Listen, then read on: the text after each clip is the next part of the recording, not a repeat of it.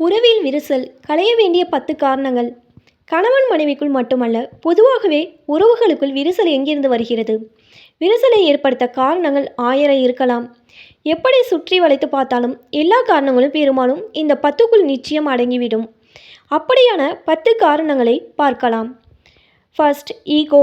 குடும்பத்துக்குள் எட்டி பார்க்கக்கூடாத விஷயம் ஈகோ.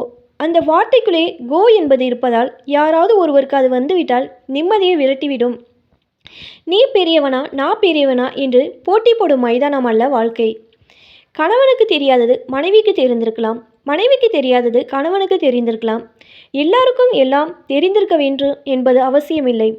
இன்னொரு பக்கம், மாமியாருக்கும் மருமகளுக்கும் இடையில் இந்த ஈகோ அடிக்கடி வந்து போகும். அதனால் ஈகோவை தவிர்த்து விடுவோம். இரண்டாவது, தாழ்வு மனப்பான்மை. இது எந்த நேரத்தில் மனிதனுக்குள் எட்டி பார்க்கும் என்பது தெரியாது. ஏதாவது ஒரு விஷயத்தை செய்ய முடியாமல் போய் அதற்காக வீட்டில் உள்ளவர்கள் சாதாரணமாக கிண்டல் செய்தால் கூட அது சிலருக்கு தாழ்வு மனப்பான்மையாக மாறிவிடும். அது நாளடைவில் அதிகமாகி தங்களுக்குள் ஒரு வட்டத்தை போட்டுக்கொள்வார்கள். அந்த வட்டமே விரிசலாக மாறும். சமையல் தொடங்கி படிப்பு வரை இந்த தாழ்வு மனப்பான்மை எதற்காக வேண்டுமானாலும் வரலாம். மூன்றாவது, தவறான புரிதல். வாழ்க்கையை அழகாக மாற்றுவதே புரிதல்தான். அது கணவன் மனைவியாக இருந்தாலும் சரி, அப்பா பிள்ளை, அண்ணன் தங்கை என எந்த உறவுகளானாலும் புரிதல் என்பது அவசியம். புரிதல் மட்டும் இருந்தால் வாழ்க்கை வரமாகும். அது மட்டும் இல்லாமல் போய்விட்டால் தொட்டதற்கெல்லாம் பிரச்சனை எழ ஆரம்பித்துவிடும். நான் சொல்றதை யாரும் கேட்க மாட்டாங்க என்று எல்லோரிடம் எரிந்து விழ ஆரம்பித்து விடுவீர்கள். மற்றவர்கள் எப்படி உங்களை புரிந்து கொள்ள வேண்டும் என நினைக்கிறீர்களோ அதுபோல் வீட்டில் மற்றவர்களின் உணர்வுகளை நீங்களும் புரிந்து கொள்ள வேண்டும். நான்காவது, பொசசிவ்னஸ். தனக்கு மட்டுமே சொந்தம் என்ற பொசசிவ்னஸ் நமக்கு இந்நாளில் பழக்கமாகிவிட்டது. அளவு கடந்த அன்புதான் இந்த பொசசிவ்னஸ். கணவன் வேறு ஒரு பெண்ணிடமோ மனைவி வேறு ஒரு ஆணிடமோ சாதாரணமாக பேசினால் கூட அதை தாங்கிக் கொள்ள முடியாது. இந்த இடத்தில் அப்படி ஒன்று நிகழ்ந்தால், ஹே லூசு, அவனும் நீனும் ஒன்னா என அந்த இடத்தில் சொல்லி உங்கள் துணையின் முக்கியத்துவத்தை புரிய வைத்து விட வேண்டும். அப்படியே அதை வளரவிட்டால் ஆபத்து தான். இது கல்யாணம் ஆனதும் வரலாம், 40 வயதும் வரலாம், எந்த நேரத்திலும் இது என்ட்ரி ஆகலாம். ஐந்தாவது, சந்தேகம். பொசசிவ்னஸ்க்கும் இதுக்கும் மெல்லிய கோடு தான் வித்தியாசம். அதன் அடுத்த கட்டம் இது. வாழ்க்கையில் எந்த சூழ்நிலையும் வீட்டுக்குள் வரவே கூடாத ஒன்று சந்தேகம்.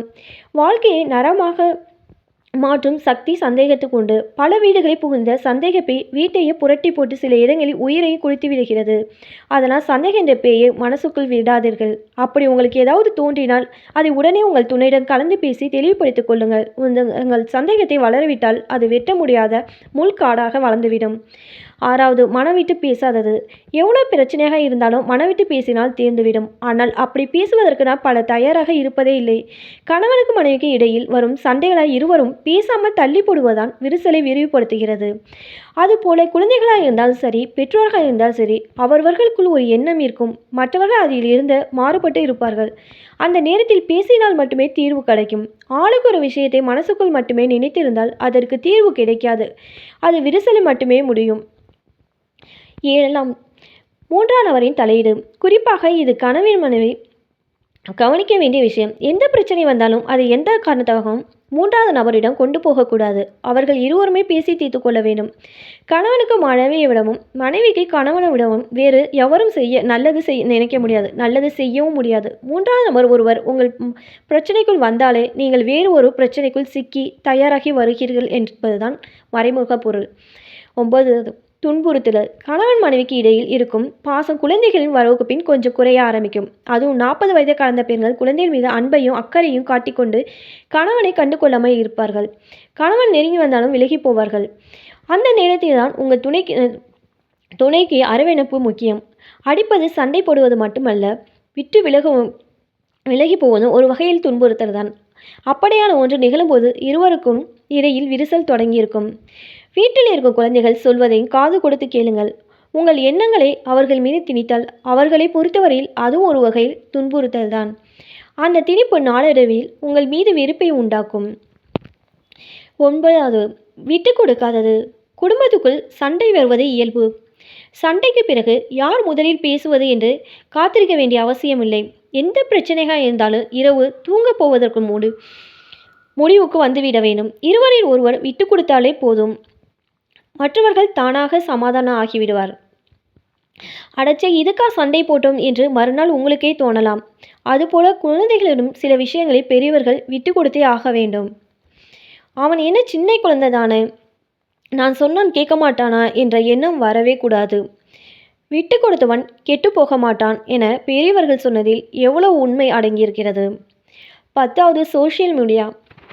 இன்று பல குடும்பங்களில் ஏற்படும் பிரச்சனைக்கும் விரிசலுக்கும் முக்கிய காரணமாக இருப்பது சோசியல் மீடியாக்கள். பெரும்பாலானோர் அதிக நேரத்தை இங்கே தான் செலவிடுகிறார்கள். வீட்டில் இருப்பவர்களிடம் பேசுவதை விட சோசியல் மீடியாவுக்குள் முன்பின் தெரியாதவர்களிடம் பேசுவதிலே அதிகம் ஆர்வம் காட்டுகிறார்கள். சாப்பிடுவதற்கும் குளிப்பதற்கும் அலுவலகம் செல்வதற்கும் என எல்லாவற்றுக்கும் தனித்தனியாக நேரம் ஒதுக்குகிறோம்.